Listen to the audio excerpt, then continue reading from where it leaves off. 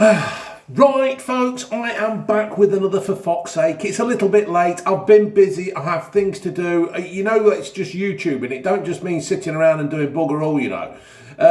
You do have to do all the stuff. So I am back with another For Fox's Sake. And it was a great result last night, weren't it? Because let's face it, Big Fat Sam, he does set up his teams to be fucking awkward and all that. I like Big Fat Sam, but I tell you what, he's looking old, isn't he? He's looking old and...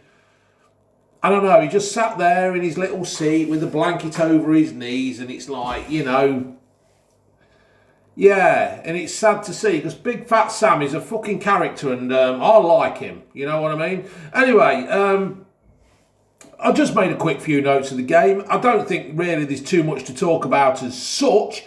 I just think it was a good solid performance. Like I said, I was expecting a little bit more from West Brom. West Brom, one of those sides battling for their lives. It's a shame really because I like West Brom. I think the way they treated Slav at the beginning of the season was a complete fucking joke. I don't think they gave him a chance. I don't think they gave him enough money to at least have a good attempt at it. It's almost as if they've thought, right, well, we'll go down, we'll take this payment, we'll take the parachute payment, and we'll fuck everybody off. It's probably a good job that they're not allowing fans in the ground because I wouldn't have thought many West Brom fans would have turned up after that. Anyway, it was great to see Leicester. They started quite positively.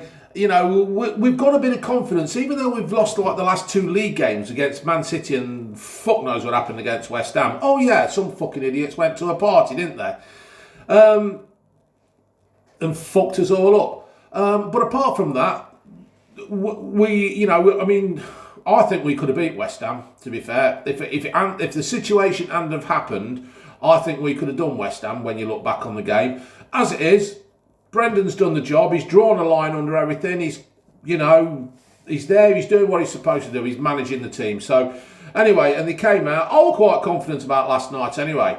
I thought West Brom would have given us a bit of a tougher game. But no, I think with the 3 goals in 13 minutes, I think it basically fucked them off, didn't it? You know, they're all running around like fucking yellow and red barcodes.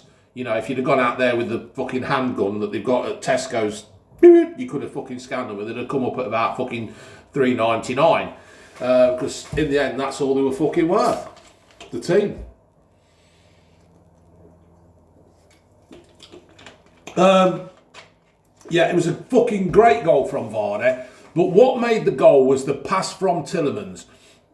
He just threaded it through to Castan Yanga, or whatever his name is, right, who just put it on. Vardy, I mean, don't get me wrong, Vardy did miss a few last night. That one he had when he kept it in and then just fucking shot and knocked it wide. I don't know what the fuck he was doing there.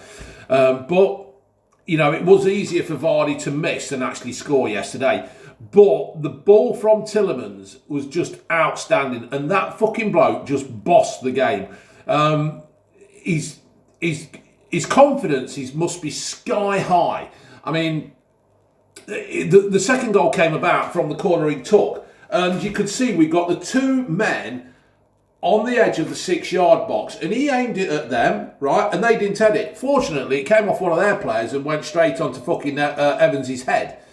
So we could see what he was doing. I think he's a better corner kick taker than Maddison. I think he's a better fucking free kick player than Maddison as well at the moment. I think Maddison's got to go a long way to get back to the form when he was scoring the goals that, got him back in England contention. Excuse me, fizzy water. It was a good corner. Not our fault they didn't clear it. And Evans was there and he read it like the true professional he is. That's 8 goals in something like fucking 91 games or something now for Leicester. Or is that in his complete career?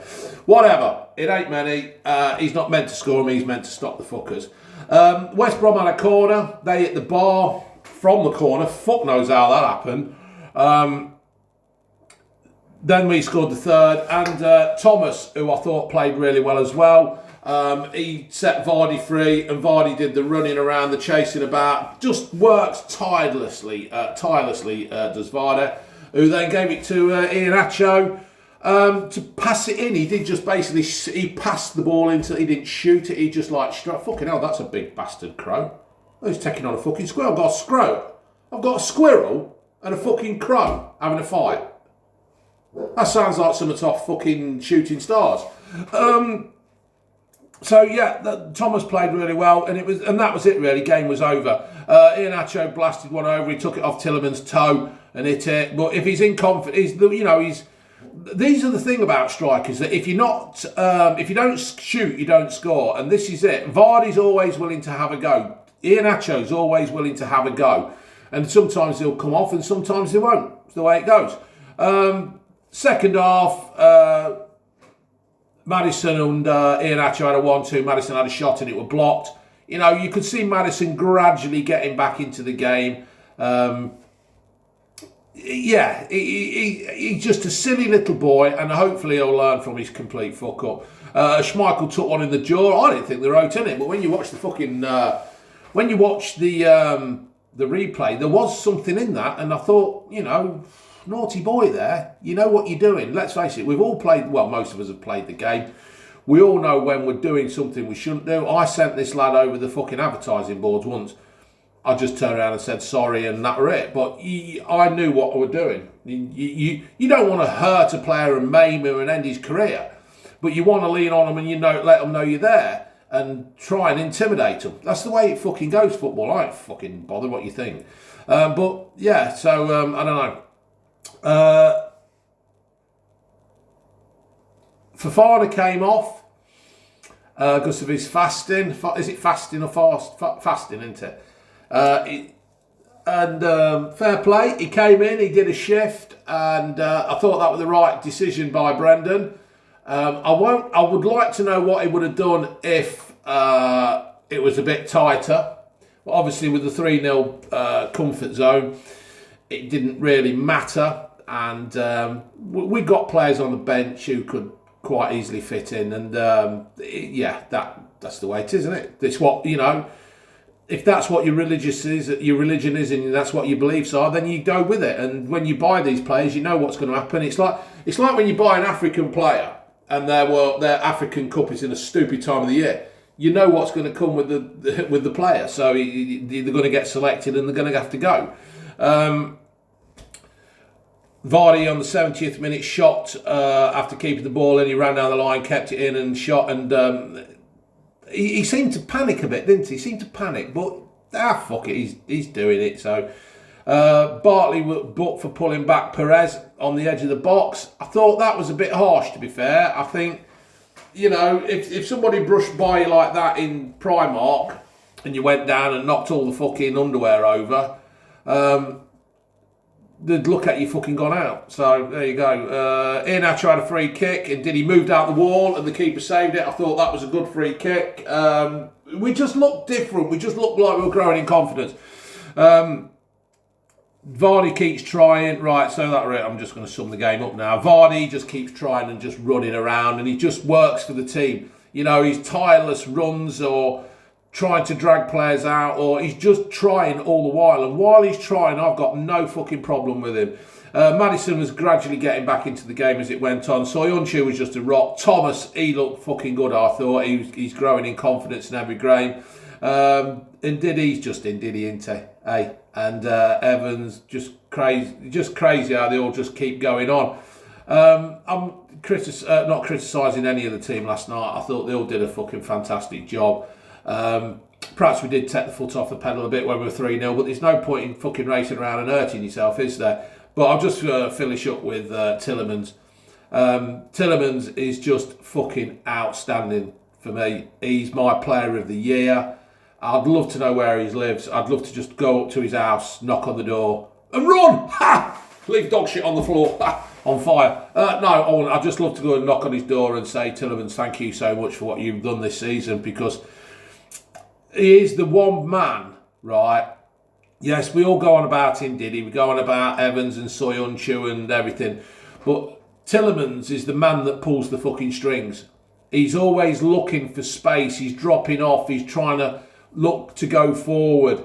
I think he plays better when Maddison's not there as such. He's just a fine quality player. And I just hope nobody comes in for him, because he will be the one that he will be the hardest one to be to replace, because he just does so much. And my fucking MacBook's on. He just does so much, And the passes he does are just unbelievable. And if you look, I don't know what the stats are, but I wonder how many goals are coming from what he does. That, not the final pass, not the second pass, last but final one pass, but you know, the one that just sets everything off, the one where he can see the vision of a game, and he can just, it's almost as if it's like Sherlock Holmes, you know, when they do the thing and he can see what's going to happen. It's like that. Tielemans can see things that other people can't, and he's just a fucking class player, and I thank him so much for the efforts he's done for Leicester City this year. It's just absolutely unbelievable, and I hope he stays, and I hope he finishes his career here, because we will be lost without him. We will be lost without him. So well done, lads. Let's just have a quick look at the Leicester fucking City fixture, fucking Premier fucking fixtures. Leicester City. Right. We have got Crystal Palace on Monday. Come on. We've got Crystal Palace on Monday at home. We're away at Southampton. They might be after a bit of revenge after the fucking semi-final. Then we have got Newcastle at home on the 7th of May. We then have Manchester United at Old Trafford. That is a big game. And then we have got Chelsea in the cup final. What's going on there? They've got that twice, the fucking idiots. And then it's away at Spurs. Now, I personally think we should be able to get, I'm not in fact, oh fucking hell. We should get something at Crystal Palace. We should get something at Southampton. We should get something at Newcastle. And hopefully that will be it. That will be enough to get us into the 4th place, and then hopefully we'll win the cup and fuck Chelsea off as well. With all due respect to Chelsea fans, you're probably thinking the same as me. All right, folks, thank you for this, for fuck's sake, and laters.